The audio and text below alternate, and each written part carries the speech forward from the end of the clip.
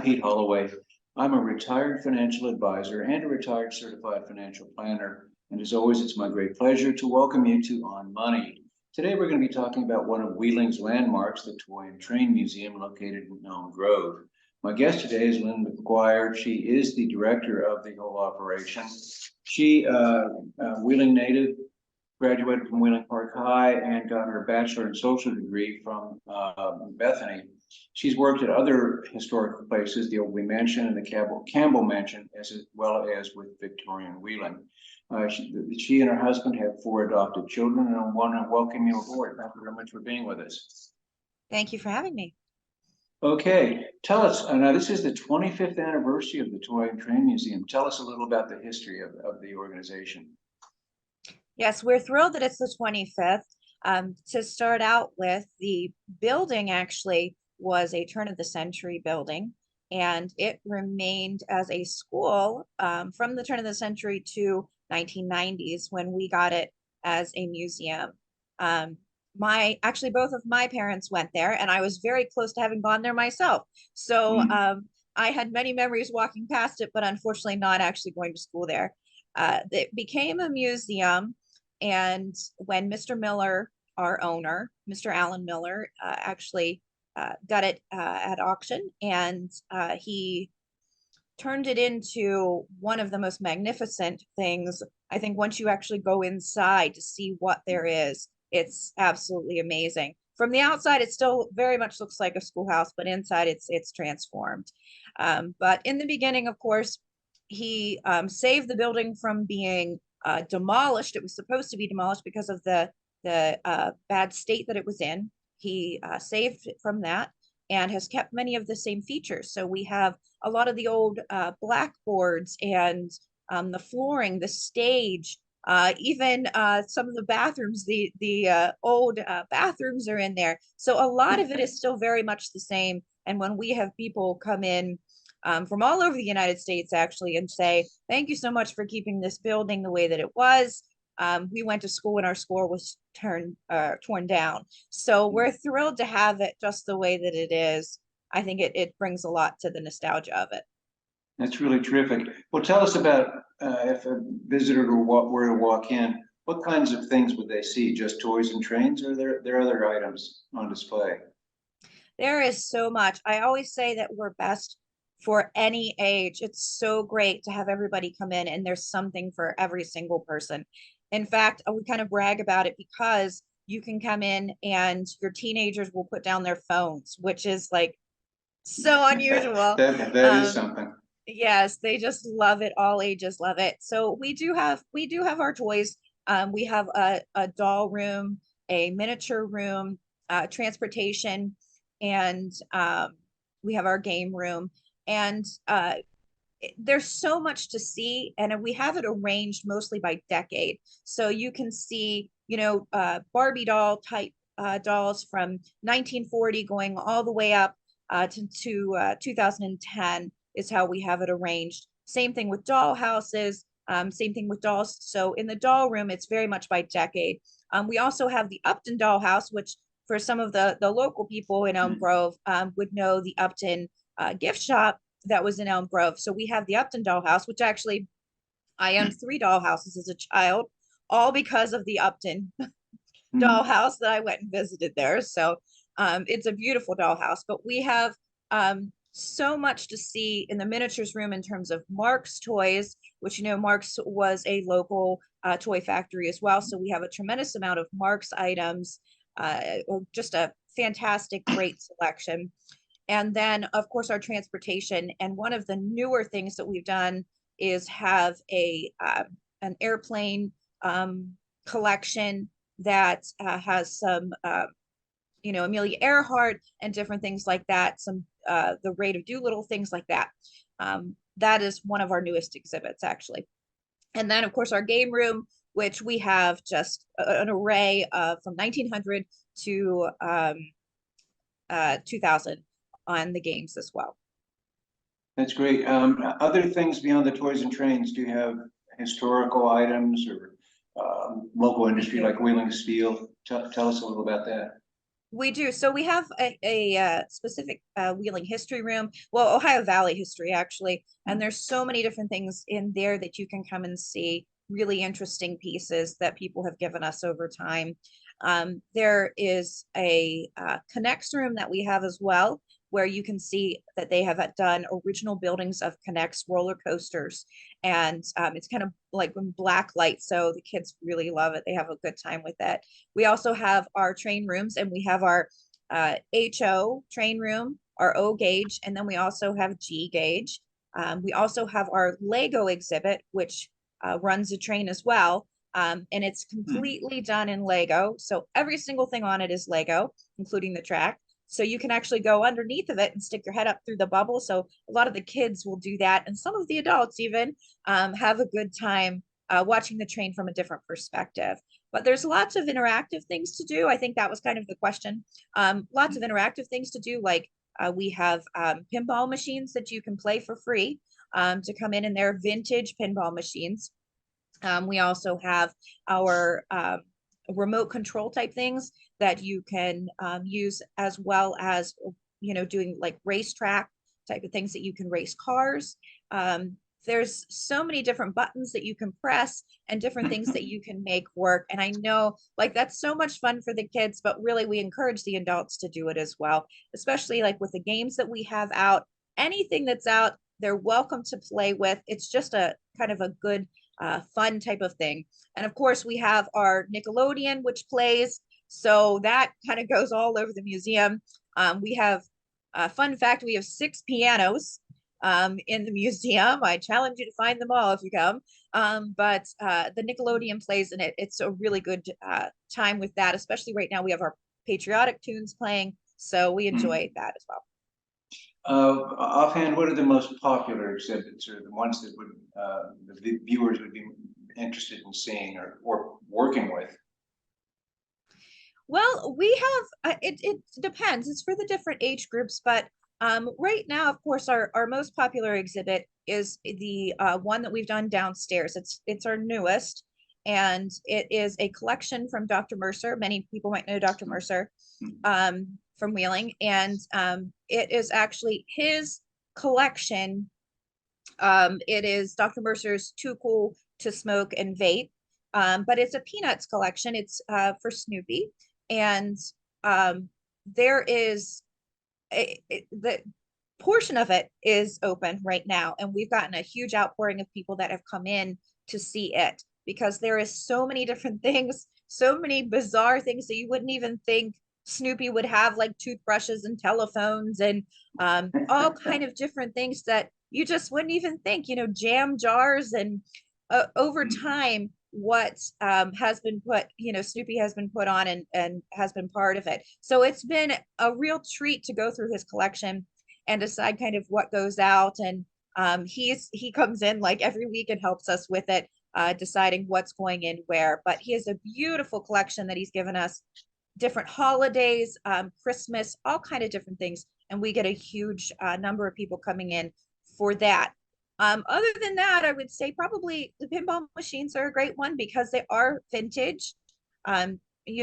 People really love that, but we also get a lot of train enthusiasts coming in who really just want to see the trains as well. Okay, this is a money show. How much to get in? Is there a fee, or is it free, or how does that work? So we have our adult prices, which is 15, our kids is 750, and for Mhm. seniors is 12. But I always tell them, come at a time when the prices are cheaper. So we do run different things. Like for example, we have Groupon. We have certain days like Veterans Day, Memorial Day, when veterans can get in for free. On Mhm. Mother's Day and Father's Day, we have it where you can get in for a percentage if you're a mom or a dad. So there's different ways that you can get in if you're looking for a lower price, especially for our events that we run for kids. A lot of times the adults will get in for free for that, and you can come in and see that event. And what about contributing items? Let's suppose a relative has passed on and you find their train collection. Would you be willing to look at it, accept it? What kinds of things can be done? We do. Our owner, Mr. Miller, his famous saying is he gives everything a home, and he really does. Mhm. It is quite amazing what we have gotten. We're so blessed to have gotten as much as we have. But we absolutely do. We actually have gone as far as North Carolina to pick up things to bring other museums that have closed down. Other people, like you were saying, that somebody has passed away and they've got this beautiful collection and they don't want to, sell it off piece by piece. We absolutely do accept that. We've had some bigger collections, other than Dr. Mercer's, of course, is our Monopoly. We had 200 plus Monopoly games given to us, and that just is it does a beautiful exhibit. They're not out right now, but frequently we put them out so that people can see just how many different ones there are. It's amazing to see that. But we've worked with other people in the community. The owner, or the previous owner of Elm Grove Terrace, Pete, he actually gave us the 2 vintage rides that were at Elm Grove Terrace for years, like 3 generations. My mother rode them, I rode them, my kids rode them, and they wanted some place for them to go. And so we refurbished them, picked them up, painted them, got them all ready to go. And those are now fully functional on our porch. Anyone can ride them, even adults. 200 and some pounds, I think, can go up to. So they are sturdy. Anybody can ride them.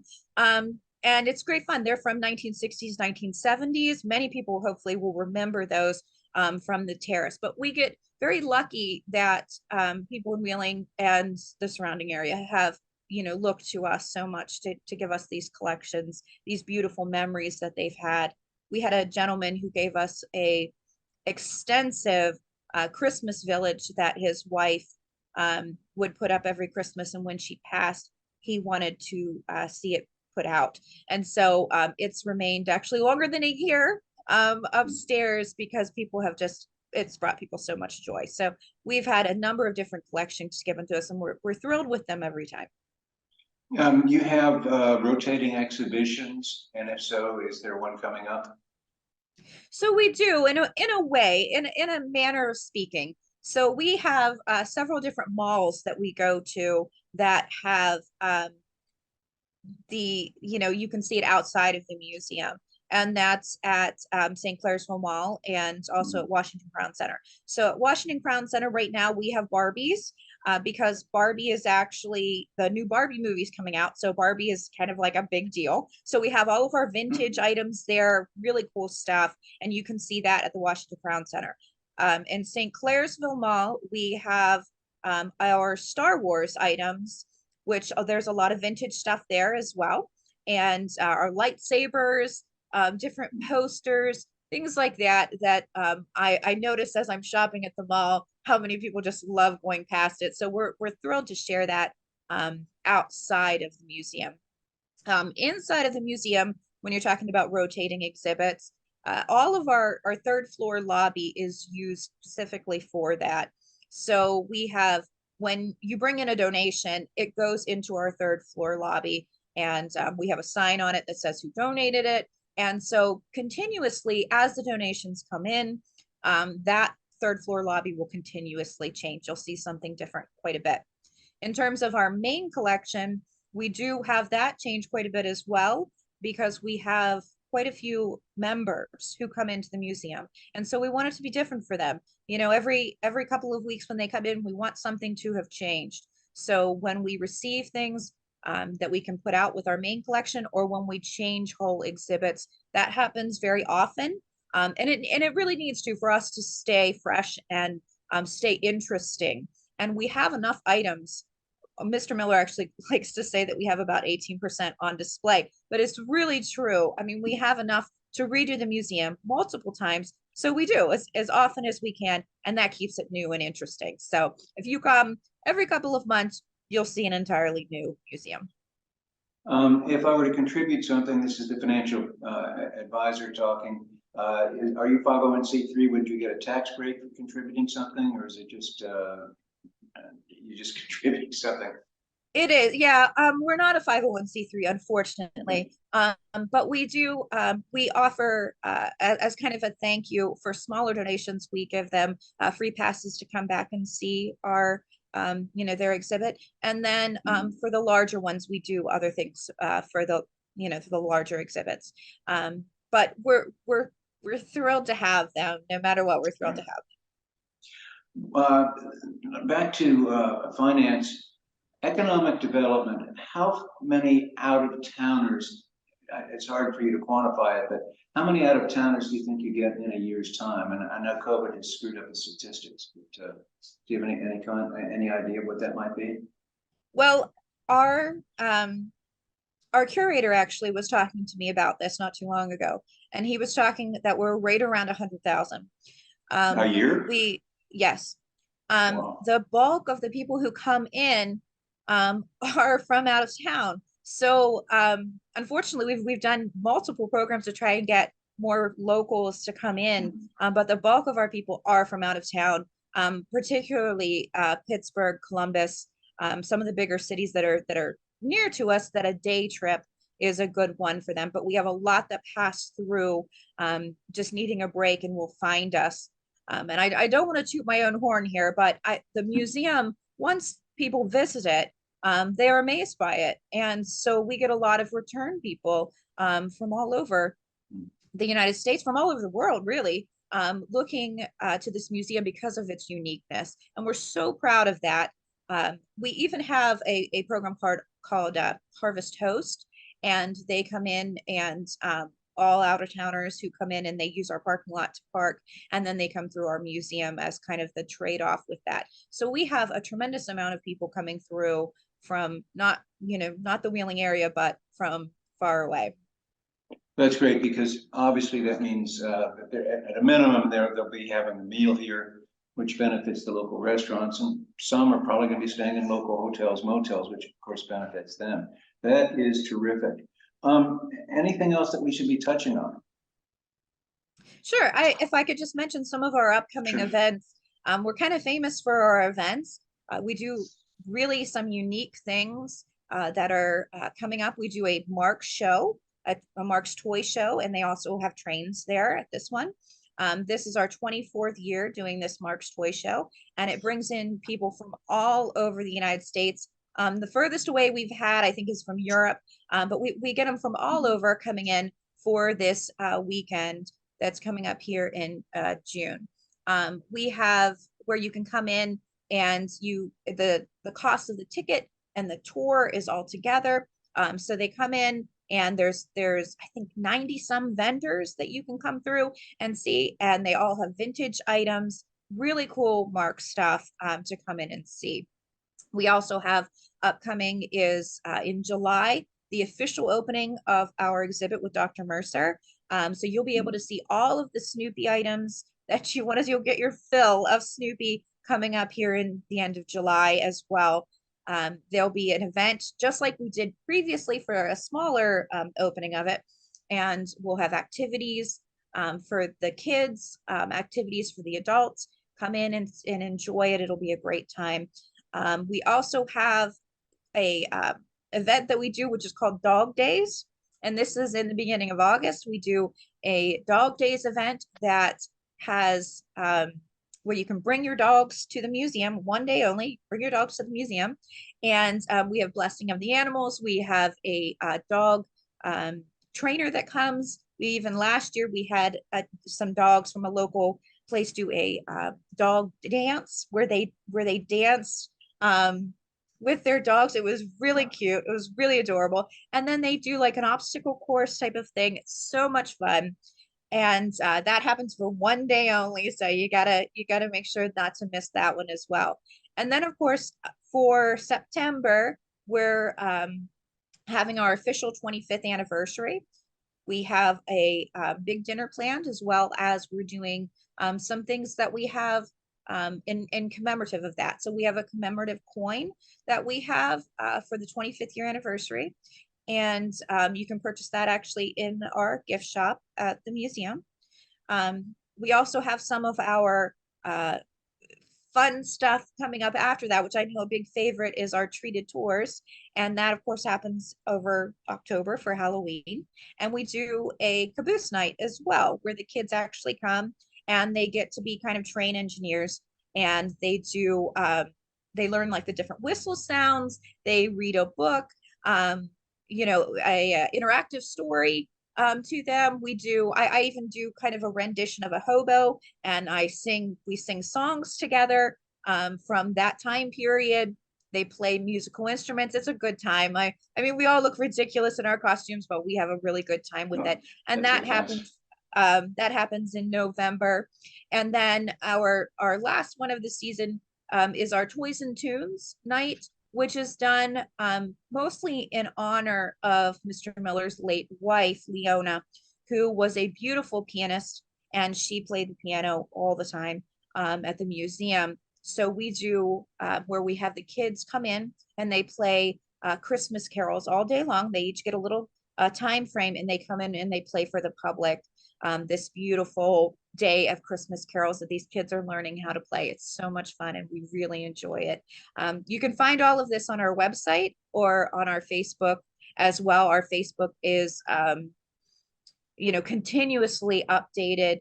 So for times and dates and prices and all of that stuff, Facebook is probably the best, and then our website. And what are the hours? So right now we're open every single day. So Memorial Day through the 1st of January, we'll be open every single day, 9 to 4, rain or shine. And then when we go on winter hours, it's just Friday, Saturday, and Sunday from January to Memorial Day. And that's, we're open sometimes for different holidays and things like that come up, or different events that happen, but it's a pretty specific, every day, 9 to 4. Pretty easy to remember. There you go. I'm sure there are a number of locals who have been listening to this who have, as you said, probably never been there, and hope we've whetted the appetite and you get some more visitors as well as repeat visitors. I want to thank you for your time. That was a terrific explanation, and who knows, you might see my face in there in the next day or two. It's been a while for me, so me too. So I will be glad to visit you. Again, thank you for your time. Thank you for you and your team for all the good things that you're doing. Thank you so much. Thank you. I'm Pete Holloway. I'll be seeing our viewers next week. I want to thank you. Have a great week.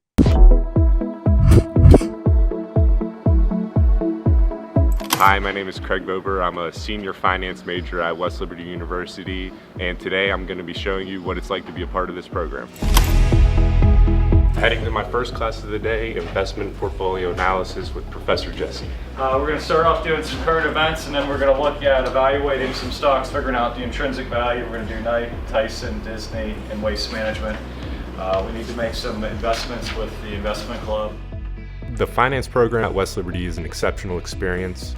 In the program, there are amazing teachers that always make class fun and engaging. A new student enrolling in the program should expect a personable learning experience when you're engaging in classroom activities and building relationships with your teachers and classmates. I chose the major in finance because of my interest in the finance world and my want to pursue a career in business.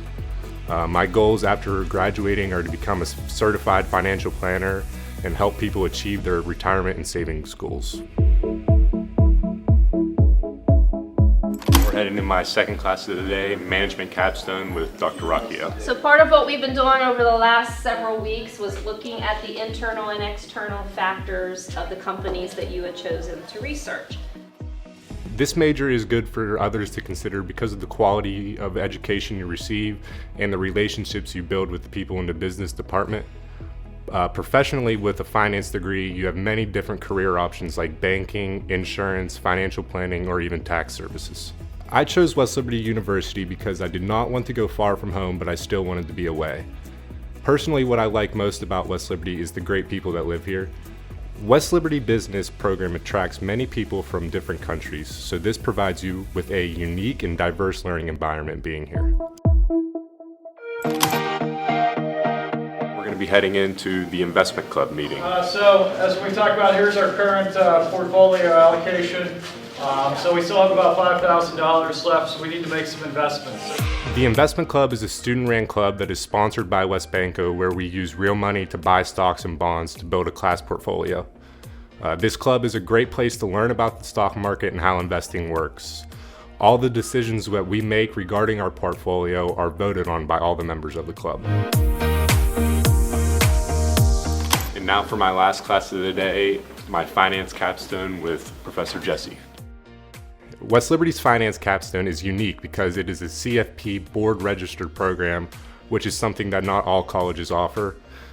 In this course, we learn about topics like ethics, retirement planning, tax planning, and risk management, which prepares us for the CFP exam. And now we're going to cap off the day with playing some basketball with my friends. Being a student athlete, there are many challenges that come with it, but the rewards far outweigh them. Through my 4 years of playing football here, I learned many valuable life skills and have built friendships that will last a lifetime.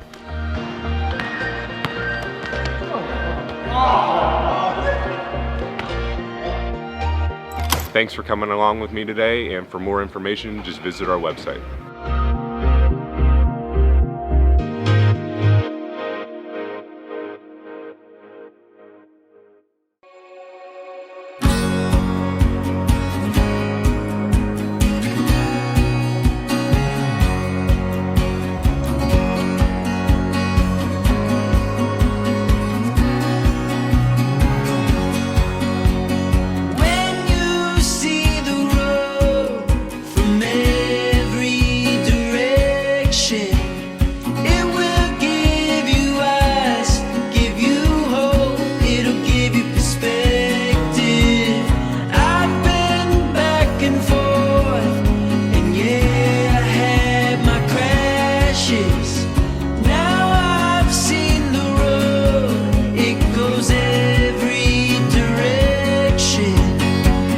From the moment I first visited campus, after recovering from the drive up this windy hill, I knew that West Liberty University was a hidden gem. I consider myself extremely lucky to have had unforgettable experiences and to have met such amazing people on the hilltop. The unwavering support on this campus and within this community has exceeded my expectations and allowed me to have an incredible past 4 years. I will never take for granted this small school that has given me tremendous opportunities, and I will be taking a small part of West Liberty everywhere my future takes me. West Liberty is a place where students are free to develop academic interests as well as personal ones. I've been able to explore my curiosities, develop a plethora of research skills, and receive mentorship from some of the most insightful and intelligent individuals I've ever met. West Liberty has helped me become the person I am today. It has allowed me to meet amazing people and has provided me opportunities to explore interests I never would have considered. And for that, I am incredibly grateful. There are stories to tell, the times we grew and the times we fell. I've been afraid some days the road will lead us to a better place. The road will lead us to a better place. West Liberty University is not just a school we went to. West Liberty is home, and I'm so glad to be here. It's no secret that I love it. It's where we spent our undergrad years. It's where we received a great education. It's where we made amazing friendships. West Liberty University helps us build our foundation both personally and professionally for who we are today. We all have something in common, that black and that gold. We are forever hilltoppers, and we want to hear from you. We want to see you. Remember, you can always come home. West Liberty University will always be your home.